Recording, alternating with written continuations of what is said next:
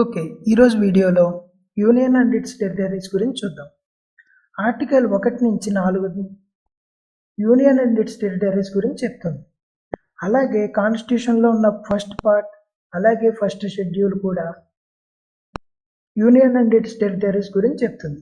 ఇంకా ఆలస్యం చేయకుండా ఫస్ట్ ఆర్టికల్ గురించి చూద్దాం. First article India that is Bharat అన్న విషయం చెప్తుంది. అంటే భారతదేశం అన్న ఇండియా అన్న ఒకటే అని.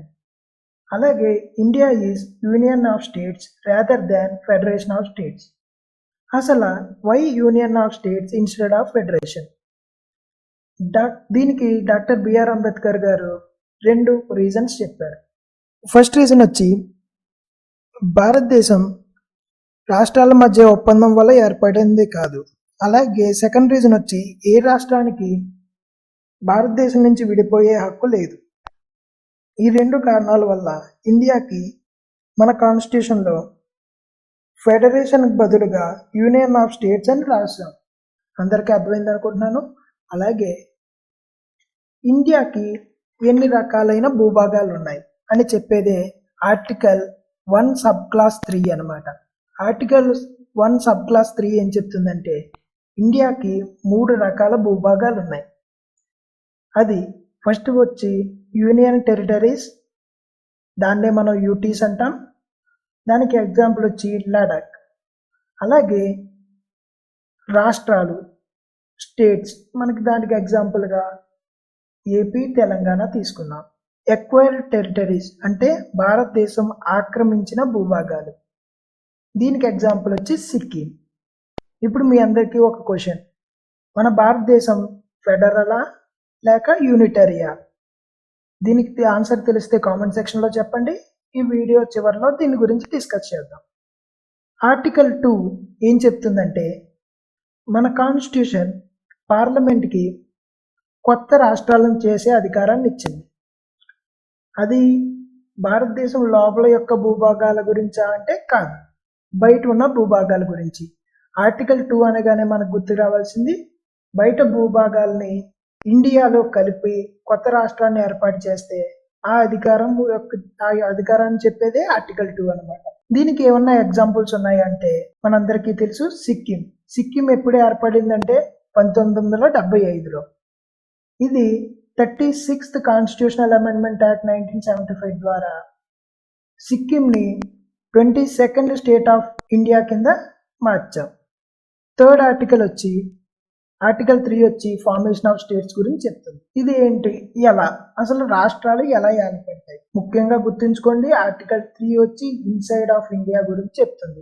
ఆర్టికల్ 2 వచ్చి అవుట్ సైడ్ ఆఫ్ ఇండియా గురించి చెప్తుంది. ఇక్కడ రాస్తున్నాను చూడండి. ఆర్టికల్ 2 వచ్చి అవుట్ సైడ్, ఆర్టికల్ 3 వచ్చి ఇన్సైడ్.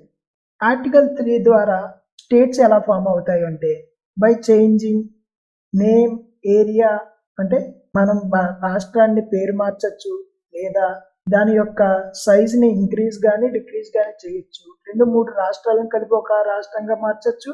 అలాగే ఒక రాష్ట్రాన్ని 2 రాష్ట్రాల కింద కూడా విడిగొట్టచ్చు. దీన్ని ఎలా చేయాలి అంటే ముందుగా ప్రెసిడెంట్ గారు అప్రూవల్ తీసుకోవాలి. ప్రెసిడెంట్ గారు అప్రూవల్ తీసుకొని ఒక బిల్లుని పార్లమెంట్లో ప్రవేశపెట్టాలి. ఎక్కడంటే ఇది లోక్సభలో. ఓకే, దీనికి ఎగ్జాంపుల్గా మనం ఏపీ తెలంగాణ సపరేషన్ తీసుకోవచ్చు.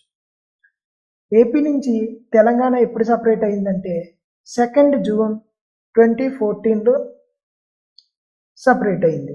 మనకి 2nd జూన్ 2014 ఏమనుకుంటారంటే ఫార్మేషన్ డే ఆఫ్ తెలంగాణ అని చెప్పుకోవచ్చు. Formation day of Telangana state అని చెప్పుకోవచ్చు.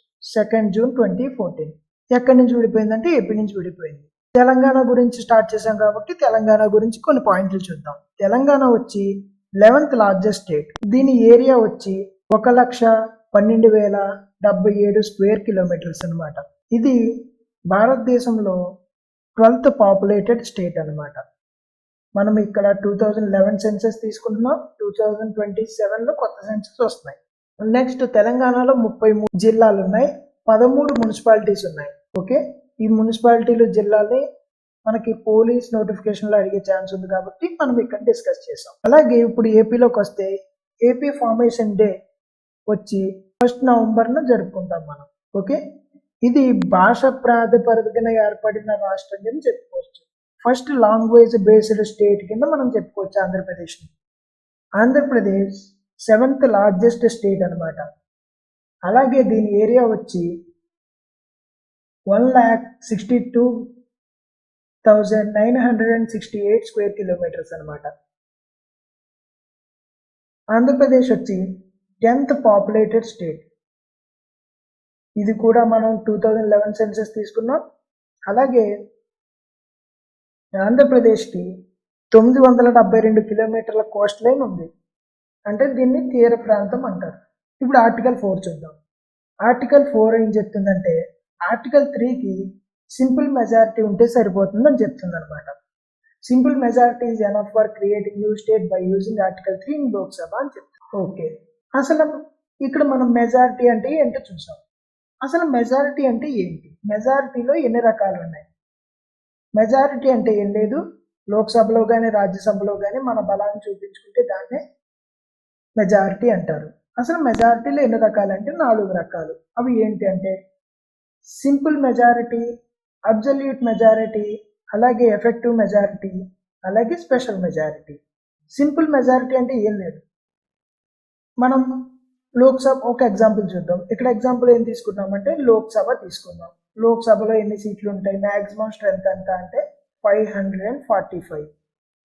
దాంట్లో కేవలం ఈరోజు 400 మంది మాత్రమే ప్రజెంట్ అయ్యారు, 400 మెంబర్స్ మాత్రమే ప్రజెంట్ అయ్యారు.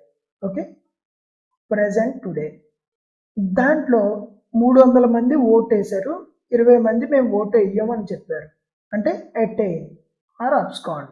ఓకే, అటైన్ అన్నా అబ్స్కాండ్ అన్నా ఓటు వేయకుండా న్యూట్రల్గా ఉండడం అనమాట, రెస్పాండ్ అవ్వాలి. 380 మంది ఓటు వేశారు.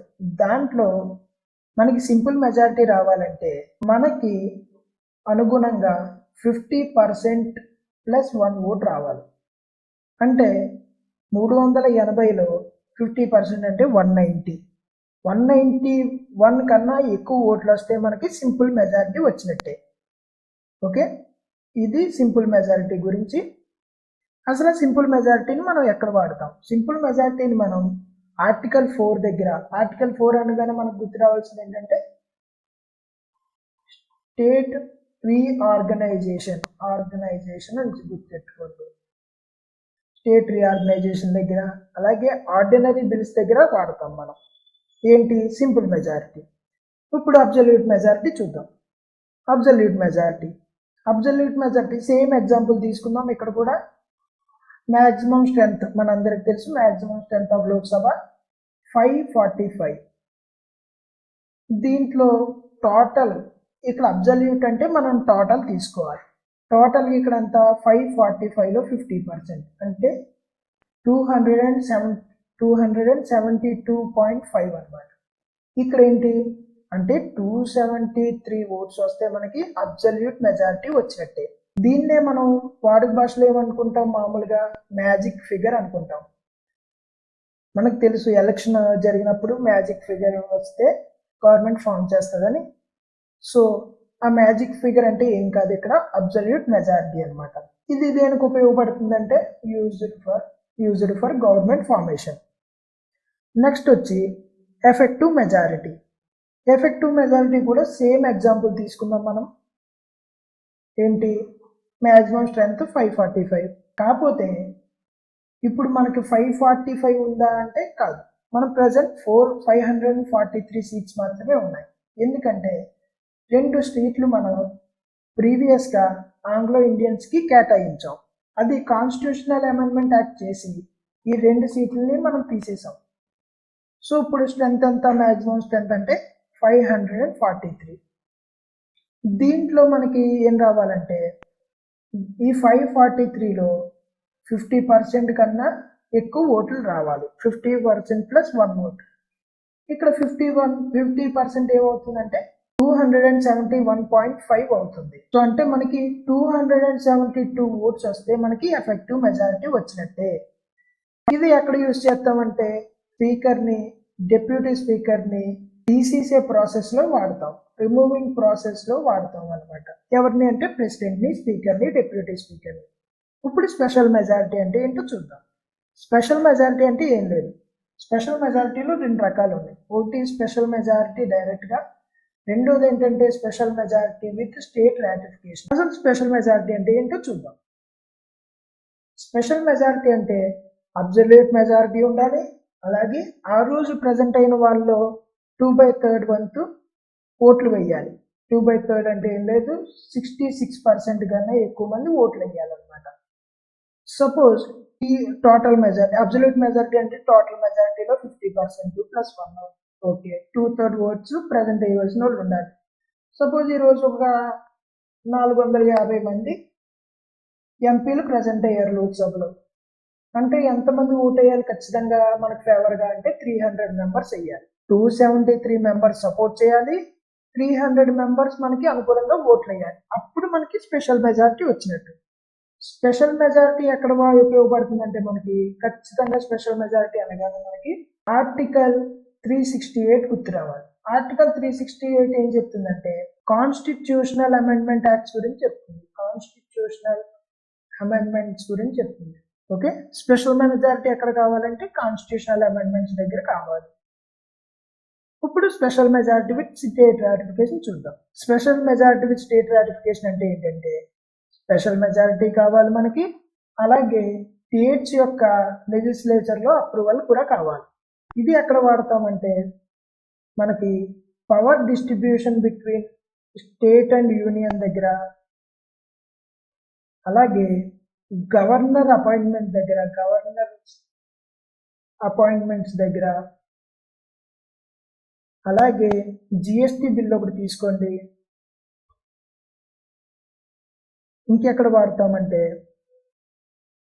వాడతామంటే సుప్రీం కోర్ట్, అలాగే హైకోర్ట్ రిలేటెడ్ అమెండ్మెంట్స్ దగ్గర వాడతాం. ఓకే, ఇది గుర్తుంచుకోండి. ఈ 4 ఎగ్జాంపుల్స్ సరిపోతాయి మనకి. ఈ 4 ఎగ్జాంపుల్స్ దగ్గర మనం special majority with state ratification use చేస్తాం. మనం ముందుగా అనుకున్నట్టు is India federal or unitary అన్నది చూద్దాం. ఇండియా అనేది ఇండియన్ కాన్స్టిట్యూషన్ ప్రకారం ఇండియా ఏ స్ట్రక్చర్ని అడాప్ట్ చేసుకుందంటే ఫెడరల్ స్ట్రక్చర్ని అడాప్ట్ చేసుకుంది. ఓకే, కానీ ఎమర్జెన్సీ సిచ్యువేషన్లో యూనిటరీ సోల్ కింద ఉంటుందన్నమాట ఇండియా. సో ఈ 2 ఫీచర్ని మనం ఇండియన్ కాన్స్టిట్యూషన్లో ఉన్నాయి కాబట్టి ఇండియన్ కాన్స్టిట్యూషన్ని మనం ఏమంటామంటే క్వాజీ ఫెడరల్ ఇండియన్ కాన్స్టిట్యూషన్ అని చెప్పుకోవచ్చు మనం, లేదా క్వాజీ ఫెడరల్ కాన్స్టిట్యూషన్ అని చెప్పుకోవచ్చు. ఈ పదం చెప్పింది ఎవరంటే కేసీవీఆర్ అన్న అతను చెప్పాడు అనమాట. అసలు ఆర్టికల్స్ని ఏదో గుర్తుపెట్టుకోవడానికి ఏమన్నా ట్రిక్ ఉందా అంటే ఇది గుర్తుపెట్టుకోవచ్చు మనం. ఒక భారత్లో 2 చేయొచ్చు, 3 మార్చు, 4 సింపుల్గా అన్నది గుర్తుపెట్టుకోవచ్చు. ఇక్కడ 1 అంటే ఏంటంటే ఫస్ట్ ఆర్టికల్ చెప్తుంది. ఫస్ట్ ఆర్టికల్ దేని గురించి చెప్తుంది? భారత్ గురించి చెప్తుంది. 2 అంటే సెకండ్ ఆర్టికల్ గురించి ఏం చెప్తుందంటే చేర్చు, అంటే బయట భూభాగాలను ఇండియాలో చేర్చడానికి గురించి చెప్తుంది. థర్డ్ ఆర్టికల్ వచ్చి మార్చు, అంటే లోపల రాష్ట్రాల యొక్క రూపురేఖలను మార్చడానికి ఆర్టికల్ 3 ఉపయోగపడుతుంది. ఆర్టికల్ 4 ఏంటి? సింపుల్ మెజారిటీ సరిపోతుందని చెప్తుంది. సో ఇది గుర్తుపెట్టుకోవడానికి ట్రిక్ అనమాట. మనం డిస్కస్ చేసినట్టు సింపుల్ మెజారిటీ అంటే ఏంటి? ఈ రోజు అటెండ్ అయిన వాళ్ళల్లో 50% ప్లస్ 1 ఓట్ వస్తే మనకి సింపుల్ మెజారిటీ వచ్చినట్టే. అదే అబ్జల్యూట్ మెజారిటీ అంటే టోటల్ మెంబర్స్ అని గుర్తుపెట్టుకోండి. టోటల్ మెంబర్స్లో 50% రావాలి, 50% కన్నా ఎక్కువ రావాలి. ఎఫెక్టివ్ మెజారిటీ అంటే ఏంటి? టోటల్ మెంబర్స్లో వేకెంట్ ఉన్న 2 ప్లేసులను తీసేయగా 50% కన్నా ఎక్కువ మెజారిటీ రావాలి. స్పెషల్ మెజారిటీ అంటే ఏంటి? అబ్జల్యూట్ మెజారిటీ ఉండాలి, 2/3 ఓట్స్ ఉండాలి. మనకి ఇక్కడ స్పెషల్ మెజారిటీ అనగానే గుర్తు రావాల్సిన ఆర్టికల్ వచ్చి ఆర్టికల్ 368. ఆర్టికల్ 368 ఏం చెప్తుందంటే కాన్స్టిట్యూషనల్ అమెండ్మెంట్ యాక్ట్స్ గురించి చెప్తుంది. ఈ అందరికీ క్వశ్చన్ ఒకటి, మినీ కాన్స్టిట్యూషన్ అని దేన్ని అంటారు?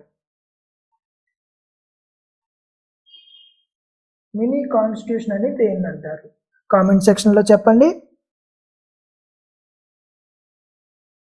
ఇంతటితో ఈ వీడియో ముగిద్దాం. Thank you for watching.